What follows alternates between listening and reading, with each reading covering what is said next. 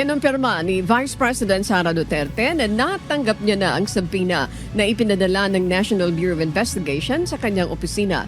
Gayunman, hiniling nito na mabago ang petsa ng pagpunta niya sa NBI dahil kasabay ito ng pagdinig ng Kamara sa Biyernes. Anya priority niya ang pagdalo sa hearing para suportahan ang mga personnel ng kanyang opisina na tinatatawag ng mga mambabatas. I requested to reschedule the invitation dahil nag-conflict siya sa schedule namin sa hearing ng House of Representatives sa Committee on Good Government. So conflict silang dalawa.